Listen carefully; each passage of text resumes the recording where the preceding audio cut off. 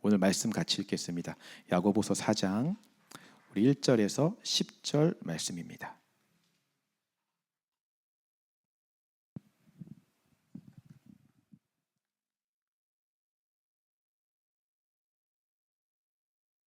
야고보서 4장 1절에서 10절 말씀 우리 한 절씩 같이 교독하도록 하겠습니다. 너희 중에 싸움이 어디로부터 다툼이 어디로부터 나느냐? 너희 지체 중에서 싸우는 정욕으로부터 나는 것이 아니냐?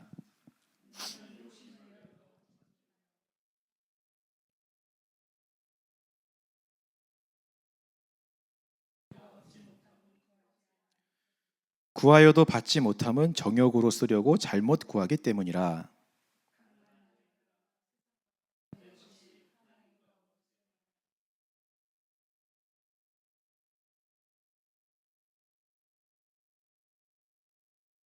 너희는 하나님이 우리 속에 거하게 하신 성령이 시기하기까지 사모한다 하신 말씀을 헛된 줄로 생각하느냐?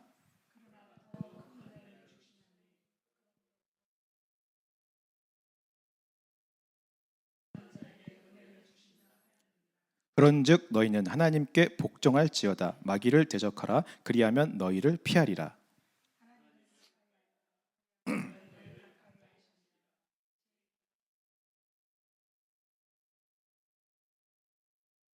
슬퍼하며 애통하며 울지어다. 너희 웃음을 애통으로 너희 즐거움을 근심으로 바꿀지어다. 10절 같이 읽겠습니다. 시작. 주 앞에서 낮추라. 그리하면 주께서 너희를 높이시리라. 아멘. 우리가 지난주까지 야고보서 3장 전체를 통해서 이제 말에 대한 이야기를 나누었습니다. 오늘 4장부터는 다시 새로운 주제로 야고보가 이야기를 시작합니다. 4장의 전체적인 큰 주제는 다툼이에요. 분쟁에 대한 내용입니다. 특별히 이 다툼은 세상에서 일어나는 분쟁이 아니라 교회 공동체 안에서 일어났던 다툼에 대해서 이야기하고 있어요. 그러니까 믿는 자들끼리 그들이 모인 교회 공동체 안에서 아주 심각한 분쟁과 싸움이 있었다라고 하는 것입니다. 이 다툼의 배경에 대해서 성경이 정확하게 기록하지 않아서 왜 싸웠는지는 우리가 정확히 알 수 없지만 우리가 1장부터 보았던 야고보서의 내용을 통해서 우리가 추측해 볼 수가 있습니다. 첫 번째는요, 물질의 문제 때문에 싸운 것이죠. 로마의 탄압으로 인해 뿔뿔이 흩어진 유대인들은 생계를 위해서 비즈니스를 시작할 수밖에 없었습니다. 대부분 상인이 되거나 아니면 무역업을 했다고 말씀을 드렸습니다. 그 중에서 성공하는 사람들도 생겨나게 되었죠. 갑작스럽게 부자가 된 사람들과 그렇지 못한 사람들 사이에서 생겨나는 괴리감, 그리고 부자가 된 자들이 자기의 가난한 형제 자매들을 돌보지 않는 외면함, 그런 것에서 생겼던 문제들이 아마 다툼의 원인이 되었을 것이다 라고 우리가 추측을 해볼 수 있습니다. 두 번째는요, 우리가 차별의 문제도 살펴보았습니다. 그렇게 물질과 부를 통해서 신분이 높아지고 지위가 높아진 사람들이 그렇지 않은 자들을 무시하고 차별하기 시작했어요. 세상에서야 얼마든지 돈 있는 자들이 자기 돈 내고 그 돈에 맞는 대우를 받고 다른 대접을 받을 수 있겠지만 교회 공동체 안에서까지 내가 그런 힘이 있다고, 그런 돈이 있다고 뭔가 다른 대우를 받기 원하고 차별을 한다면 그것은 문제가 있는 것이죠. 이것이 아마 다툼의 원인이 되었을 것이다 라고 추측을 해볼 수 있습니다. 그리고 마지막 세 번째가 우리 지난주에 보았던 이제 말에 대한 문제였습니다. 이제 서로 선생이 되려는 자들 간에, 선생 후보자들 간에 비판하고 험담하고 또 그 선생을 추종하는 사람들끼리의 이간질 이런 것들 때문에 아주 치열하게 또 싸웠었죠. 아마 이것이 다툼의 원인이었을 것이다 라고 생각해 볼 수 있는 것입니다. 근데 이것이 눈에 보이는 표면적인 다툼의 원인 같은데 야고보는 이렇게 이야기를 합니다. 1절 말씀 한번 읽어보겠습니다. 시작. 너희 지체 중에서 싸우는 정욕으로부터 나는 것이 아니냐. 싸움의 진짜 원인이 뭐라고 이야기하죠? 정욕 때문이라고 이야기를 합니다. 우리는 흔히 이런 싸움의 원인을 눈에 보이는 외부적 요인에서 찾는 경우가 많습니다. 우리 아이들을 보면 쉽게 알 수 있어요. 저희 집에 3번, 4번이 가장 많이 싸웁니다. 근데 싸우면 늘 하는 말이 있어요. 3번은 4번 때문이야. 4번은 3번 때문이야. 이 얘기를 항상 해요. 며칠 전에도 이제 제 아이패드를 갖고 3번, 4번이 이제 서로 하려고 하는 거죠. 근데 셀폰보다 아이패드가 좀 더 큰 화면이라 그런지 꼭 아이패드로 하려고 해요. 근데 아이패드는 하나이니까 결국 둘이 싸우다가 3번이 빼앗고 4번은 울게 되었습니다. 제가 가서 무슨 일이냐고 물으니까 서로 탓을 하는 거예요. 이게 진보미 때문에 그런 거다. 아니야, 진율이 때문에 그런 거야. 양보를 안 한다. 아까 진율이는 많이 했어. 난 한 번도 못 했어. 이러면서 서로의 탓을 하며 싸움의 원인을 돌리고 있는 거죠. 둘 다 상대방에게 눈에 보이는 외부적 요인에서 싸움의 원인을 찾고 있는 것입니다. 하지만 이 싸움에서 본질적인 진짜 싸움의 원인이 무엇입니까?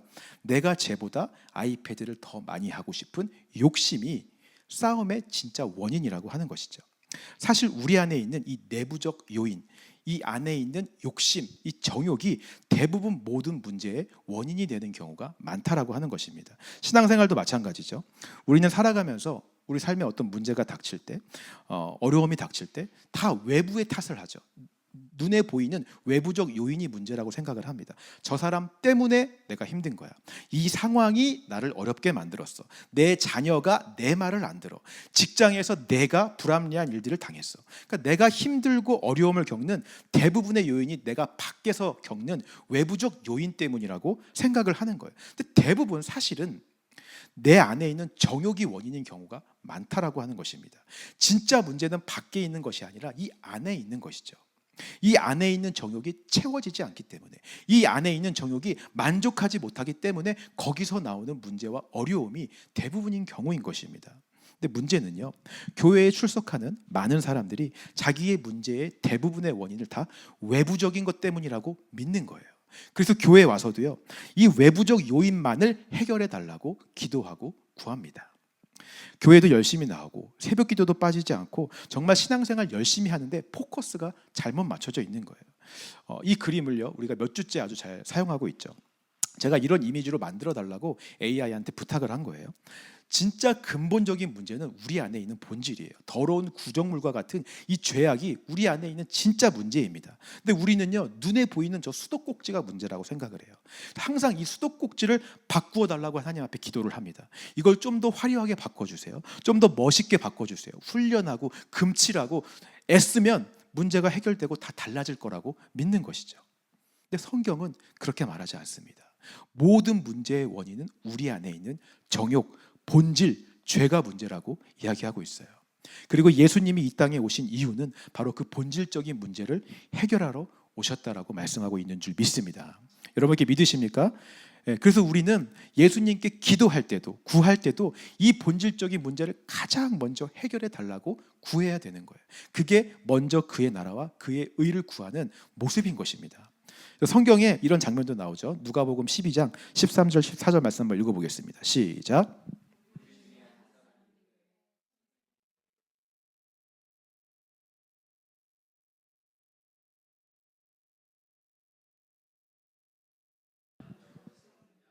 자, 이 사람은 형이 자기의 유산을 다 빼앗아 간 것이 억울했습니다. 그러니까 세상적으로 보면 분명 억울하고 불합리한 일이죠. 자, 이 사람은 예수님이 자기의 이런 외부적인 요인의 문제들을 다 해결해 줄 수 있을 거라고 믿었어요. 예수님 능력 있으신 분이시니까. 근데 예수님은 그 사람의 요청에 아주 단호하게 말씀하십니다. 뭐라고 말씀하시죠? 누가 나를 너희의 재판관이나 물건 나누는 자로 세웠느냐. 예수님은 인간들 사이의 시시비비를 가리러 온 것이 아닙니다. 내 억울한 거, 내 불합리한 거, 그런 문제 해결하러 오신 분이 아니라고 말씀하시는 거예요. 그런 외부적 요인이 아니라 진짜 네 안에 있는 그 본질적인 욕심, 그 탐욕, 그 정욕, 진짜 그 근원적인 문제를 해결하러 왔다라고 말씀하시는 줄 믿습니다. 먼저 그의 나라와 그의 의가 해결이 돼야지 다른 문제들도 풀어지게 됨을 여러분 믿으시기 바랍니다. 2절 3절 말씀 한번 읽어보겠습니다. 시작. 너희가 욕심을 내어도 얻지 못하여 살인하며 시기하여도 능히 취하지 못함으로 다투고 싸우는도다. 너희가 얻지 못함은 구하지 아니하기 때문이요 구하여도 받지 못함은 정욕으로 쓰려고 잘못 구하기 때문이라. 자, 예수님을요 이처럼 우리의 외부적인 눈에 보이는 현상만 해결해 주는 분으로 알고 그것만 구하고 그렇게 믿고 구하는 그런 믿음에 대해서 야고보가 지금 말하는 거예요. 그건 모두 다 그렇게 구하는 것들은 다 너의 정욕을 위해서 네 정욕에 쓸 것을 위해서 구하는 거 아니냐, 나를 만족시키기 위해서 구하는 거 아니냐, 그러니까 얻지 못하는 것이다 라고 얘기하는 것이죠. 얻지 못하니까 얻으려고 싸우는 거예요. 싸우고 시기하고 투쟁하게 되는 것입니다. 이것이 다툼의 본질이라고 야고보가 지금 이야기하고 있는 것입니다. 자, 그렇다면요, 우리가 계속 이런 정욕을 붙들고 살아가게 되면 어떻게 될까요? 4절 말씀 한번 읽어보겠습니다. 시작. 가늠한 여인들아, 세상과 벗된 것이 하나님과 원수됨을 알지 못하느냐. 그런즉 누구든지 세상과 벗이 되고자 하는 자는 스스로 하나님과 원수되는 것이니라. 하나님과 원수가 된대요. 계속 그 정욕만 구하는 삶을 살다 보면 하나님과 원수가 되고, 그런 자들을 간음한 여인이라고 야고보는 표현하고 있는 것입니다. 여러분, 간음이 무엇입니까? 성경에서 간음은요, 합법적인 결혼 관계가 아닌 다른 이성과 맺는 모든 관계를 간음이라고 이야기하고 있어요. 우리는 예수님의 신부입니다. 합법적으로 우리의 신랑 되신 분은 오직 예수님밖에 없습니다. 여러분, 이렇게 믿으십니까? 그 예수님과 우리가 혼인했다면 우리는 우리의 유일한 신랑 되신 예수님으로만 만족하고 예수님으로만 충분한 삶을 살아야 되는 줄 믿습니다. 그게 신부된 우리의 삶의 역할이고 사명이잖아요. 더 놀라운 것은요, 우리가 구원받은 순간, 예수님의 신부가 된 순간 그렇게 살아갈 수 있도록 다시 태어났다는 거예요. 여러분, 놀랍지 않습니까? 우리가 정말 구원받았다면 예수님으로만 충분히 살아갈 수 있는 능력이, 그 삶이, 생명이 우리 가운데 있다라고 하는 것이죠.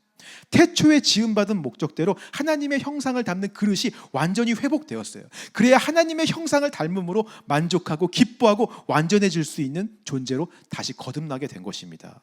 놀라운 은혜인 것이죠. 그러나 여전히 내 안에 정욕도 같이 있어. 여전히 꿈틀대며 움직이고 있어요. 이미 죽었는데도 시시때때로 살아나서 역사합니다. 그리고 우리를 이렇게 속여요. 예수님으로만 충분하지 않다. 자꾸 속이는 거예요. 세상과 벗해야 된다 라고 말해요. 다들 그렇게 살아가고 있다고. 어떻게 예수님으로만 사냐고. 다른 것도 필요하지. 계속 속삭이며 우리를 속이는 것입니다. 여러분, 호세아의 아내 고멜을 기억하실 것입니다. 남편이 있는데도 간음을 하고 있잖아요. 남편 하나로 만족하지 못하는 거죠. 다른 것에서 자꾸 만족을 찾고 있어요. 그게 이스라엘의 모습이었고 구원받기 전에 저와 여러분들의 모습이었어요. 근데 하나님은 어떻게 하셨습니까? 그런 고멜과 같은 이스라엘을 계속 찾아서 데리고 오라고 명령하시잖아요. 그런 우리를 사랑하셔서 몇 번이고 다시 우리를 되찾아와서 우리를 구원해 주시고 사랑해 주시는 줄 믿습니다. 창기와 같은 우리를 구원해 주셔서 하나님의 신부로 만들어 주셨습니다. 여러분, 믿으십니까? 그 하나님이 우리를 얼마나 사랑하시는지 이렇게까지 표현하시네요. 5절 말씀 읽어보겠습니다. 시작. 너희는 하나님이 우리 속에 거하게 하신 성령이 시기하기까지 사모한다 하신 말씀을 헛된 줄로 생각하시냐.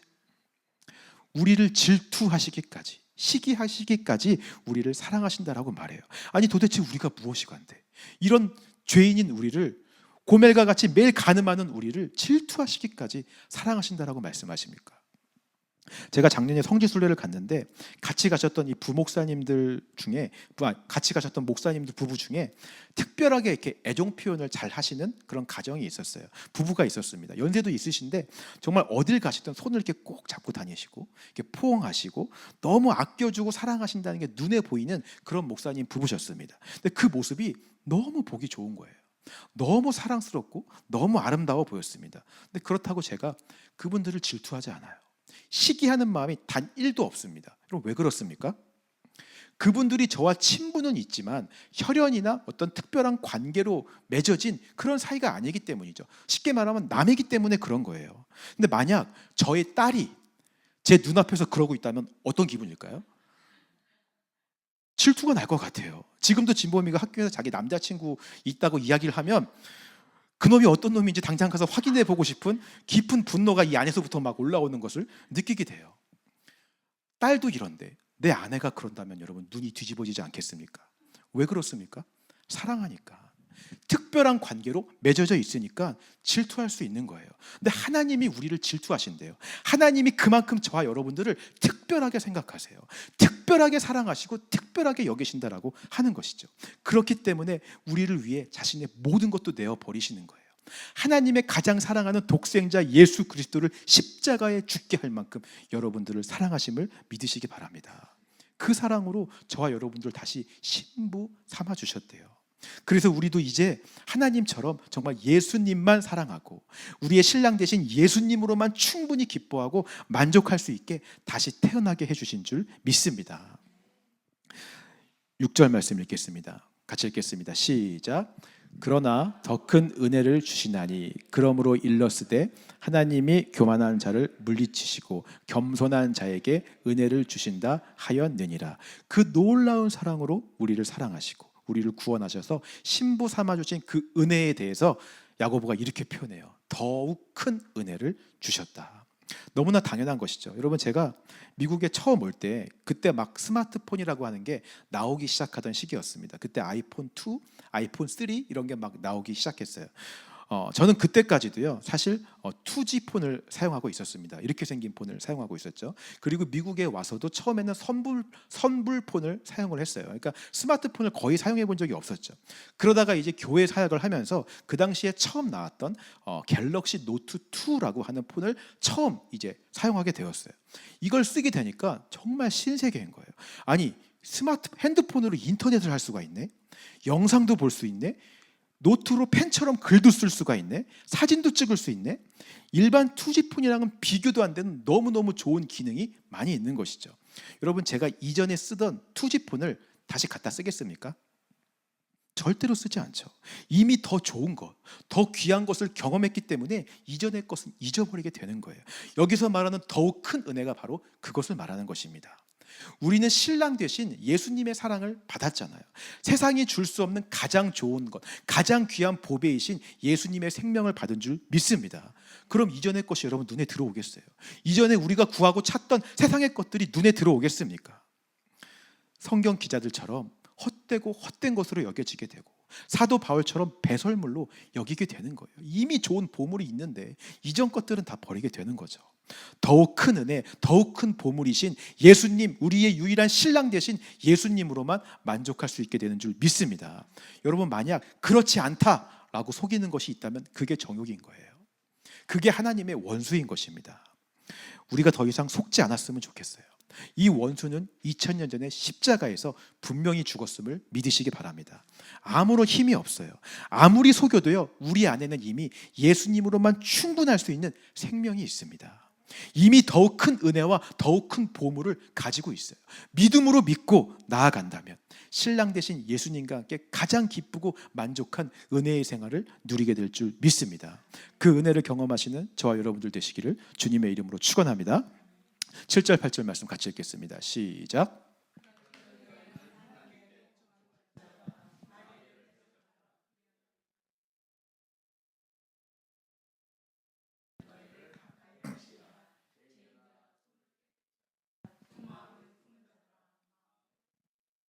자, 야고보는 이제 예수님의 신부로서 이제 그렇게 큰 은혜를 받았다면 그 신부로서 어떻게 살아가야 되는지 그 삶의 자세에 대해서 이야기를 합니다. 크게 두 가지 모습을 이야기하고 있어요. 첫 번째가 바로 마귀를 대적하고 하나님을 가까이 하는 삶을 사는 것입니다. 한국에서 조사한 설문조사에 따르면요, 여러분, 불륜이 가장 많이 일어나는 장소 1위가 어딘지 아십니까? 어딜 것 같으세요? 직장이라고 합니다. 2위가 SNS, 온라인이고요. 3위가 동호회나 동창회, 여행지, 출장지라고 합니다. 왜 이런 장소에서 불륜이 많이 일어나는가? 사회학적으로 분석을 해보았다고 해요. 세 가지 이론을 제시합니다. 참 쓸데없는 걸 많이 연구하죠. 세 가지 이론을 제시하는데 첫 번째 이론이 뭐냐면 접촉 빈도 이론이래요. 그러니까 사람은 더 자주 접촉하는 사람에게 친밀감을 느낀다라고 하는 거죠. 꼭 물리적인 시간이 뿐만 아니라 정서적인 시간도 포함이 되는 것입니다. 직장에서 많은 시간을 함께하고 꼭 같이 있지 않더라도 온라인에서 SNS를 통해서 많은 시간을 함께 보내면 자주 접촉하게 되면 친밀감을 느끼게 된다라고 하는 거죠. 그 친밀감이 정서적으로 배우자보다 더 가깝게 되어졌을 때 불륜을 저지르게 된다라고 하는 거예요. 첫 번째 이론이고요. 두 번째가 역할의 경계 모성 이론이 있대요. 그러니까 그동안은 사회적으로 명확한 내 역할이 있었어요. 가정에서는 한 아내의 남편, 그리고 아버지, 직장에서는 뭐 역할, 동료, 이렇게 분명한 역할이 있었는데 SNS 같은데 출장지, 여행지, 사적 모임 이런 데서는 그 역할이 모호해진다라고 하는 거죠. 그러니까 선이 없어지는 거예요. 요새 SNS에 스레드라고 하는 것이 있습니다. 여러분 혹시 아십니까? 제 발음 이상해서 모르시나요? 뜨레드, TH로 시작하는 뜨 발음, 그 뜨레드라는 게 있는데 거기는 글자 수가 제한이 있기 때문에 사람들이 다 반말로 글을 써요. 이래, 이거 나 이랬어, 나 오늘 여기 갔다 왔어, 이런 식으로 다 쓰는 거예요. 근데 거기서는 모든 사람이 다 친구예요. 나이, 뭐 성별 그런 걸 다 떠나서 다 반말로 서로 이야기하는 공간이 스레드입니다. 근데 거기서 그렇게 반말로 대화하고 소통하다 보면 전혀 모르는 사람인데도 친밀감을 느껴지게 되는 거예요. 선이 없는 거예요. 경계가 모호해져. 사회에서 내가 어떤 일인지 중요하지 않아요. 그 안에선 다 친구인 거예요. 선이 없어지게 되고 정서적 친밀감이 생기면 그것이 사적인 관계로도 변질될 수 있다라고 하는 거죠. 마지막 세 번째가 사회적 익명성의 이론입니다. SNS, 이런 온라인 출장지, 여행지, 동호회 모임 같은 경우에서는 내가 원래 있던 곳보다 사회적 규범, 이런 통제가 더 약화되어진다 그래요. 그러니까 나를 보는 시선이 다른 곳보다 더 약한 거죠. 거기서 오는 자유, 익명성에서 오는 그런 어떤 자율성, 이런 것들이 더 쉽게 탈선하게 만들고 불륜을 저지르게 한다라고 하는 것입니다. 근데 보니까요, 하나님과 우리의 관계도 똑같은 것 같아요. 야고보는 마귀를 대적하고요, 하나님을 더 가까이 하라라고 말하고 있습니다. 그것은 명확하게 우리 삶에 더 접촉해야 되는 것이 있고 명확하게 구분해야 되는 선이 있다는 것을 이야기하는 거예요. 이 경계가 우리도 모호해질수록, 우리가 접촉하는 것이 더 달라질수록 우리는 신랑 되신 예수님이 아니라 세상과 버타게 되고 간음하게 되고 불륜을 저지를 수 있게 된다라고 하는 것입니다. 명확하게 마귀의 것에 대해서는 그래서 선을 그어야 돼요. 대적할 수 있어야 됩니다. 여러분, 내가 자주 접촉하는 것들 중에 혹시 마귀의 것이 있지 않습니까? 자주 보는 드라마, 자주 보는 영화, 책, 심지어 자주 만나는 사람이라 할지라도 하나님이 아니라 세상과 더 가까이 하게 하는 것들이 있다면 선을 그을 수 있어야 돼요. 대적할 수 있어야 하는 것입니다. 우리는 자주 접촉하는 것과 친밀하게 될 수밖에 없어요. 어떤 분이 유튜브로 맨날 주식과 투자와 코인 이런 것만 보게 되었어요. 관심이 있으니까. 그러다가 이제 알고리즘에 맨날 그런 것만 뜨니까 매일같이 그게 보는 게 일과가 됐어요. 하룻밤의 일과가 그 영상을 보면서 잠드는 게 습관이 된 거예요. 그러다 보니 이제 생각하고 말하는 것도 온통 주식, 온통 투자, 온통 코인에 대한 것만 생각하고 이야기하게 되는 것이죠. 나중에 하나님보다 이걸 더 사랑하게 돼요. 말씀 보고 기도하는 것보다 매일 오르고 내리는 주식에만 집중하게 돼요. 하나님의 은혜를 기다리는 것보다 어디에 투자해야 돈이 오르는지 눈 빠지게 기다리게 돼요. 사람은 자주 접촉하게 되는 것에 가까이 가게 되어 있어요. 여러분, 이런 것들을 어떻게 대적할 수 있겠습니까? 어떻게 선을 그을 수 있겠어요? 방법은 한 가지밖에 없습니다. 반대로 하나님과 더 접촉하는 거예요. 하나님과 더 가까이 나아가는 것이 더 하나님과 친밀해질 수 있는 방법임을 믿으시기 바랍니다. 여러분, 이혼 위기를 앞둔 부부에게 가장 많이 하는 솔루션 중에 하나가 함께하는 프로그램이래요. 함께 식사하게 하고요, 함께 영화를 같이 보게 하고 대화하게 하고 취미나 여행을 같이 하게 만드는 거죠. 다른 것들보다 배우자와 가까이 하고 접촉하는 시간을 더 많이 가지게 하는 것입니다. 우리도 당연히 우리의 신랑이신데 예수님과 더 가까이 하는 시간이 많이 있어야 되지 않겠습니까? 늘 함께하고 동행해야 되지 않겠어요? 예수님과 친밀해질수록 마귀의 것은 대적할 수 있게 되어지는 줄 믿습니다. 어떤 분이 그래요. 그러면 목사님, 우리 맨날 교회 나와야 되는 건가요? 여러분, 예수님이 맨날 교회만 있습니까? 우리와 있는 어느 자리에, 항상 우리가 있는 그 자리에 가장 가까운 곳에 예수님은 늘 함께 계심을 믿으시기 바랍니다. 우리가 세상과 접촉하고 예수님에게 등 돌리고 있기 때문에 예수님과 접촉을 못하는 것이지, 여기서 돌이켜 바라보기만 하면 얼마든지 예수님께 가까이 나아갈 수 있잖아요. 여기서 돌이키는 게 회개예요. 신랑 되신 예수님과 함께 더욱더 친밀해지셨으면 좋겠어요. 그렇게 가까이 나아가고 더 접촉하면 하늘의 가장 좋은 것들, 세상과 비교할 수 없는 것들을 풍성하게 부어주시고 채워주십니다. 그럼 자연스럽게 이 세상 것들은 헛된 것으로 여겨지게 돼요. 배설물로 여겨지게 돼요. 하나님의 것으로만 만족하고 기뻐하게 되는 줄 믿습니다. 신랑 되신 예수님과 가장 가까워지시는 여러분 되시기를 주님의 이름으로 축원합니다. 두 번째 방법도 제안하고 있습니다. 함께 읽겠습니다. 시작.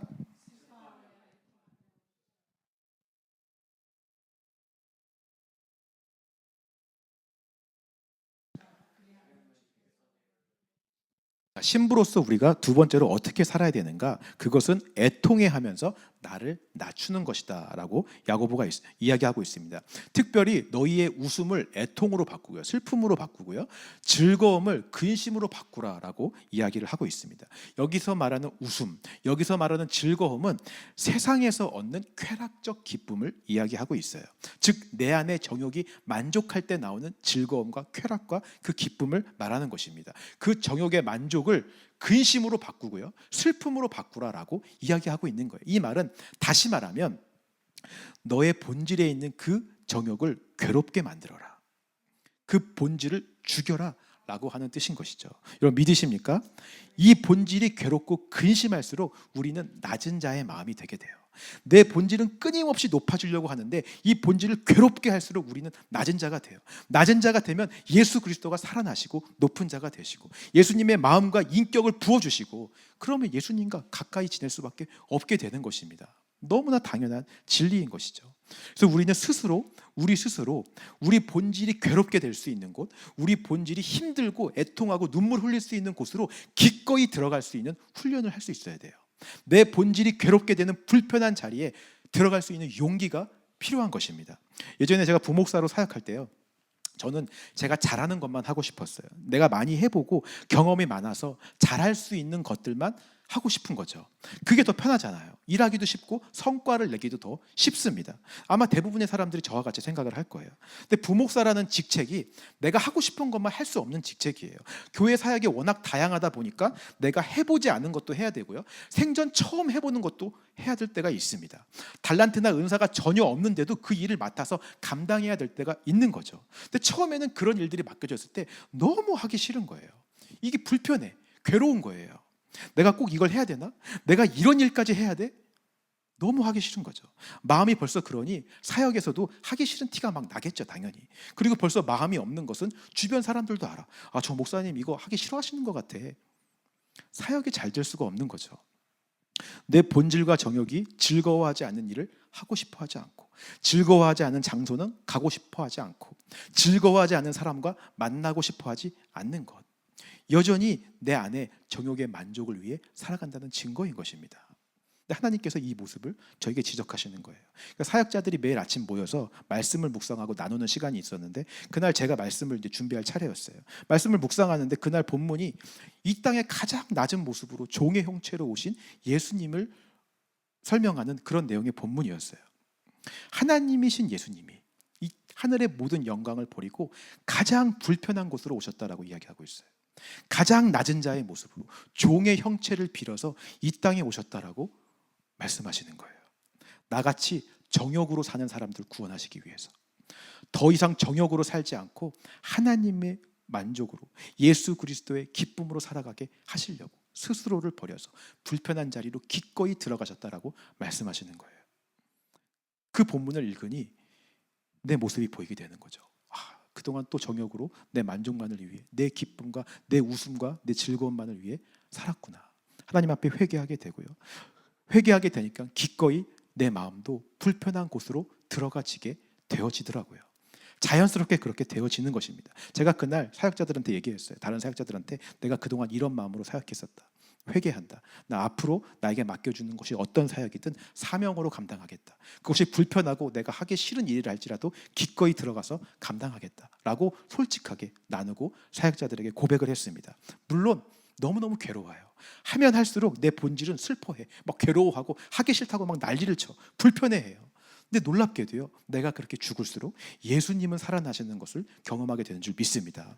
그렇게 하기 싫었던 사역을 하나님께서 사명으로 감당하게 해주시더라고요. 내가 모르는 부분은 찾아서 공부하게 해주세요. 연구하게 하시고 더 준비하고 노력하게 해주세요. 여러분, 그렇게 감당했던 사역들이 지금은 너무나 좋은 경험이 되어서 목회하는데 많은 도움이 되고 있는 걸 제가 경험하게 되는 것이죠. 제가 교회 개척 어떻게 할 수 있었겠습니까? 교회 개척은 제가 제일 불편하게 생각하는 것들 중에 하나였어요. 너무 하기 싫은 거였어요. 하나님 앞에 내려놓게 되어지고 기쁨으로 그 사역을 감당하게 되는 것이죠. 만약 제가 그때 그 본질을 괴롭게 하지 않고 내 만족해하는 웃음과 즐거움만 찾아갔다면 여전히 저는 지금도 내가 좋아하는 것만 하려고 하고 내가 잘하는 것만 하려고 하는 편협한 사람이 되어 있었을 것입니다. 그러나 하나님은 저를 낮추시고 저를 애통하게 하시고 불편한 자리에서 예수님의 은혜를 경험할 수 있게 해주셨어요. 여러분들도 이 은혜를 좀 경험했으면 좋겠습니다. 부부 사이도 마찬가지잖아요. 부부 사이에서 내가 나를 낮추고 괴롭게 하면 저 사람이 나를 막 지배하고 나를 무시하고 다스릴 것 같지만 그렇지 않아요. 정말 사랑하는 부부라면 내가 나를 죽이고 나를 낮추면 그 사이가 더 가까워지게 되는 것을 경험하게 됩니다.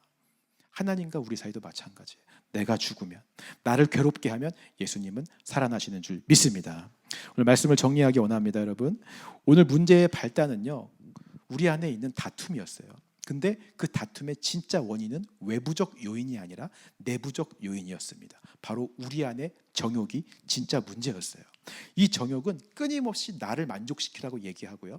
그래서 하나님의 원수가 되게 만들어요. 끊임없이 간음하게 만들어요. 그러나 하나님은 이런 우리를 포기하지 않으시고 질투하시기까지 사랑하셔서 십자가에 예수님을 못 박아 죽게 하시고 우리를 다시 구원해 주신 줄 믿습니다. 하나님의 원수에서 우리는 하나님의 신부가 되었어요. 이게 바로 더 큰 은혜이죠.